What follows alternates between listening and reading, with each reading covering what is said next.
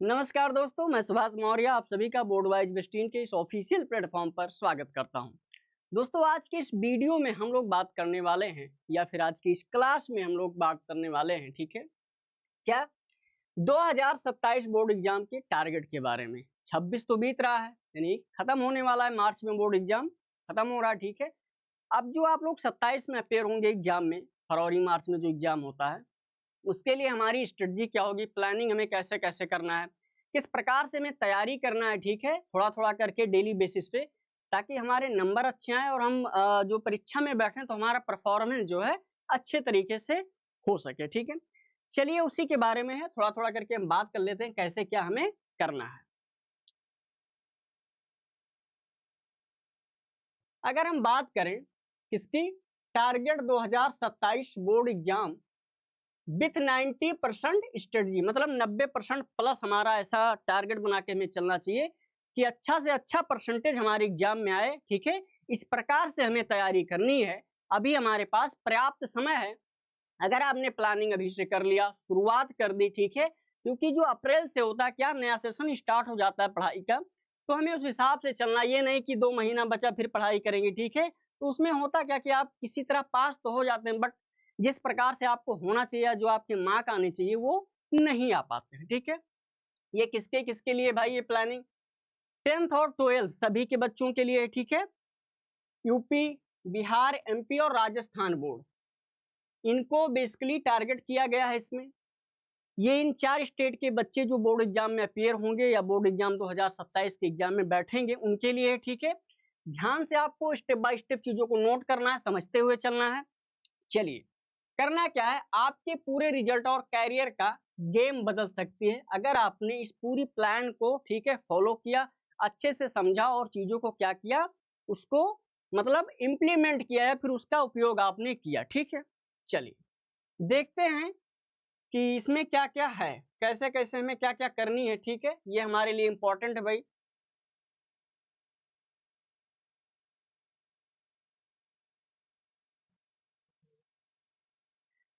अगला स्टेप हमारा क्या है, देखते हैं क्या, रियलिटी चेक। समय ही आपका हथियार है भाई। देखिए, समय जो होता है दोबारा लौट के नहीं आता, ठीक है। इसलिए हमें इसका पूरी तरह से क्या करना चाहिए, तो उपयोग करना चाहिए। आज अभी मार्च 2026 चल रहा है, फिर ये दोबारा नहीं आने वाला है, ठीक है।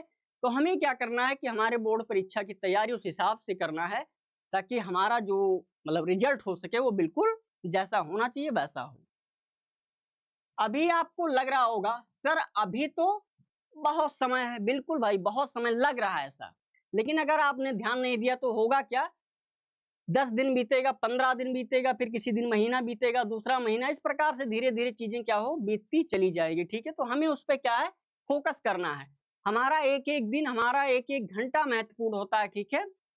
चलिए, जो स्टूडेंट अभी प्लान बनाता है वही बाद में क्या होता है, टॉपर बनता है। ये नहीं कि आप 1-2 दिन में पढ़ेंगे 90% आपके नंबर आ जाएंगे, ऐसा नहीं होने वाला है। आपको step by step per day थोड़ा थोड़ा करना पड़ेगा, ठीक है। यह सिर्फ एग्जाम नहीं है, आपकी स्ट्रीम और कॉलेज तय करता है। होता क्या है कि बहुत से बच्चे ले आते हैं 50%, 60%, उसी में वो सिमट जाते हैं। अगर कोई वैकेंसी मेरिट बेस पे आ जाती है तो वहीं पे क्या होते हैं, वो खत्म हो जाते हैं, उनका कोई मतलब नहीं रहता। तो इसलिए हमें सारी चीजों पे क्या करना है, फोकस करना। हमारे परसेंटेज भी अच्छे आने चाहिए, हमारी जानकारी भी अच्छी होनी चाहिए। अगला क्या है भाई, हमारा जो मास्टर प्लान है, कैसे कैसे क्या करना है देख लेते हैं।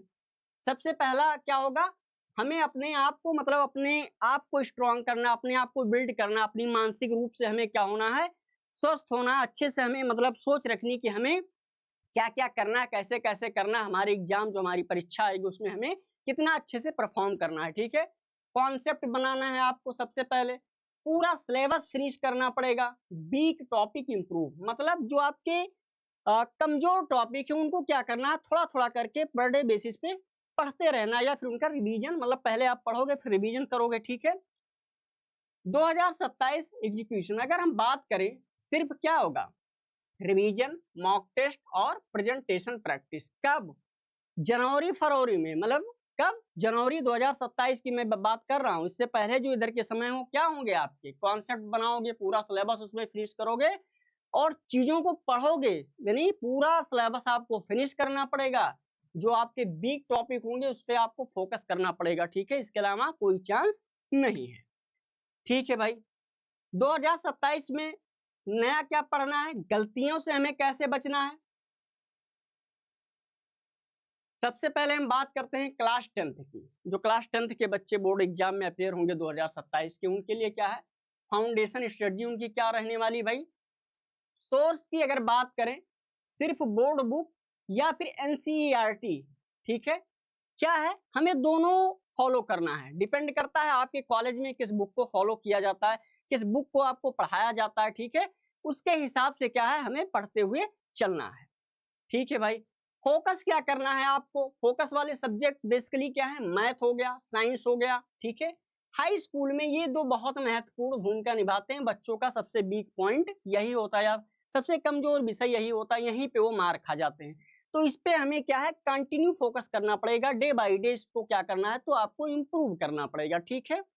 अच्छा, रूटीन क्या होना चाहिए आपका, पर डे बेसिस पर, डेली। ये नहीं आज पढ़े चलो कल, फिर कल होगा तब फिर कल, ये नहीं करना है।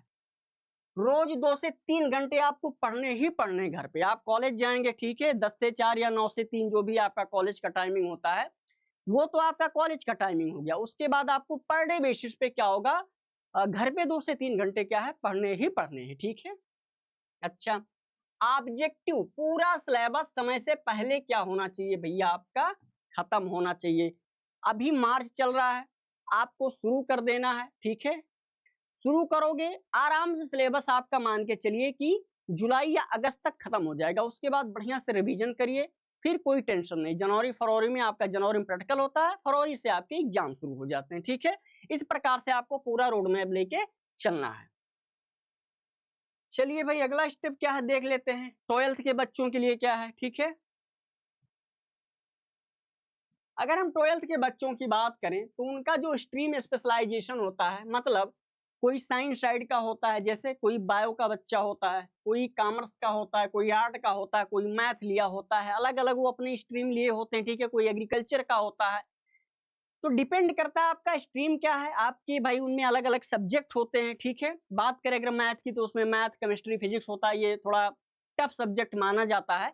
तो इस पे आपको बेसिकली फोकस करना पड़ेगा अच्छे से, ठीक है। उसी प्रकार से साइंस की अगर बात करें, बायो की, तो उसमें भी आपका केमिस्ट्री फिजिक्स होता है, उस पर भी आपको फोकस करना पड़ेगा अच्छे से। क्योंकि बिना अच्छे से पढ़े क्या है, आप नंबर तो ले आएंगे, पास तो हो जाएंगे गलती से, लेकिन जिस प्रकार से नंबर लाना चाहिए वो आपको नहीं मिल पाएगा, ठीक है।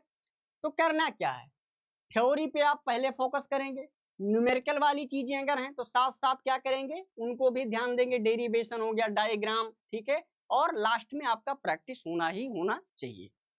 अगला अगर कॉमर्स की बात करें तो अकाउंट्स में डेली प्रैक्टिस करना है आपको, वही फंडा भाई, पूरा सिलेबस आप पहले थ्योरी बेस पे फिनिश करेंगे, ठीक है। इकोनॉमिक्स में कॉन्सेप्ट समझेंगे, सबसे जरूरी होता है अर्थशास्त्र में कॉन्सेप्ट। अगर आप अर्थशास्त्र में आप सोचें रट के हम पढ़ लेंगे, नहीं हो पाएगा। फिर क्या करेंगे, डायग्राम के साथ उनको समझेंगे, प्रैक्टिस करेंगे, ठीक है। आर्ट की अगर बच्चों की हम बात करें तो आंसर राइटिंग इंपॉर्टेंट होता है, सबसे जरूरी।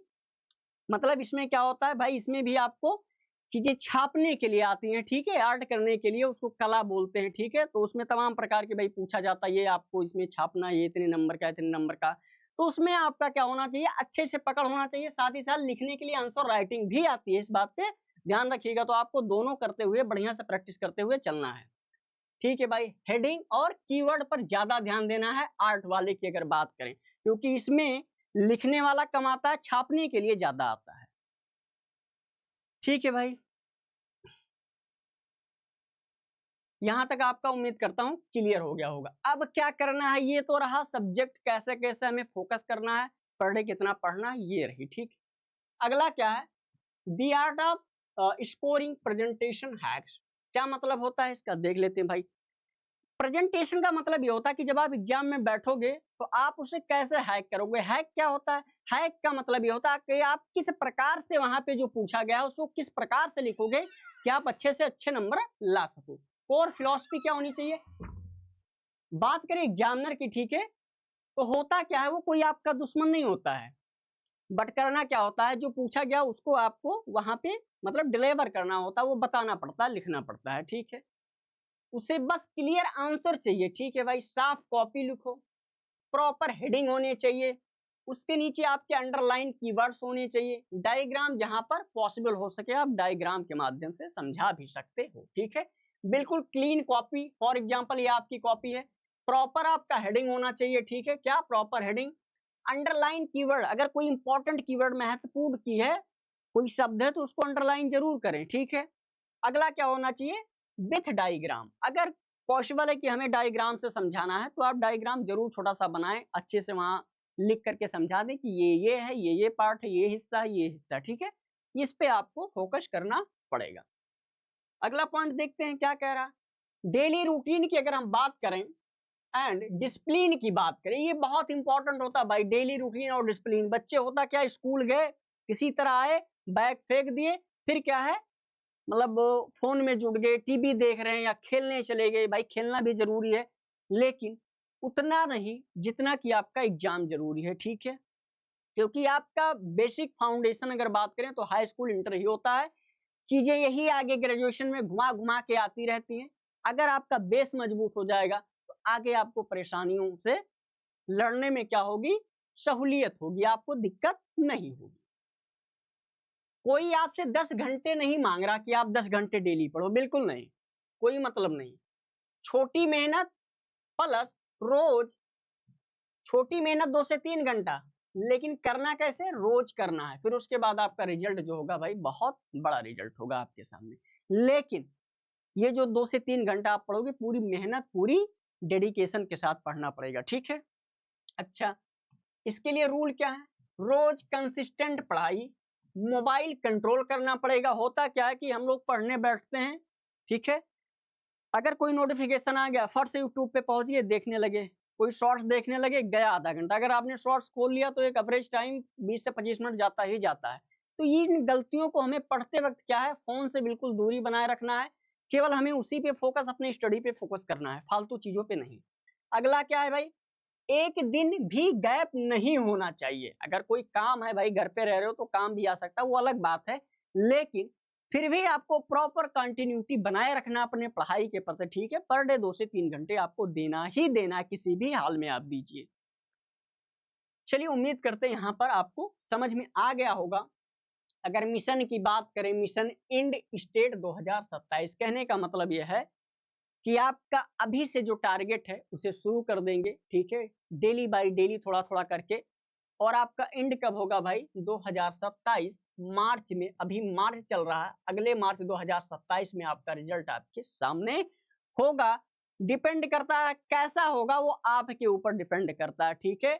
अगर आज से आप अपने डिसिप्लिन, अपनी कंटिन्यूटी, अपने डेडिकेशन और अपनी अच्छी मानसिकता के साथ लग जाते हैं, अपनी पूरी फोकस्ड के साथ अपनी तैयारी में, अपनी पढ़ाई पे जुट जाते हैं, ठीक है, फालतू चीजों से दूरी बना करके, तो 2027 मार्च जो होगा वो आपके लिए क्या होगा भाई, बहुत ही आप कह सकते हैं बहुत ही बड़ी आपके लिए खुशखबरी होगी। मतलब आप मेहनत करेंगे, अच्छे नंबर के साथ पास होंगे तो भाई आपके लिए खुशखबरी होगी, साथ ही साथ आपके फैमिली के लिए भी होगी, ठीक है। तो इस बातों पे आपको ध्यान रखना है। लास्ट में एक लाइन लिखा गया है, इसको आप पढ़ सकते हैं कि अगर आज सही प्लानिंग शुरू कर दी तो 2027 में लोग पूछेंगे तूने इतना अच्छा कैसे किया। बिल्कुल पूछेंगे भाई, अगर आपका 90% प्लस आ रहा है तो लोग पूछेंगे तूने इतना अच्छा कैसे किया, ठीक है। तो करना क्या है, आज का स्टूडेंट कल का टॉपर बनता है, और वो आप हो सकते हैं, ठीक है। क्या है, वो आप हो सकते हैं। तो चलिए भाई, हमने पूरी स्ट्रेटजी को डिस्कस कर लिया, कैसे कैसे क्या क्या आपको करना है। और ये छोटे से सेशन में, ठीक है, हमने चीजों को बताया, और आपको सब कुछ A to Z क्या करना है, नोट डाउन करना है अपने कॉपी पे, अच्छे से उसको फॉलो करते रहना है, पढ़ाई करते रहना, ठीक है। मिलेंगे नेक्स्ट सेशन में, तब तक के लिए धन्यवाद। जय हिंद, जय भारत।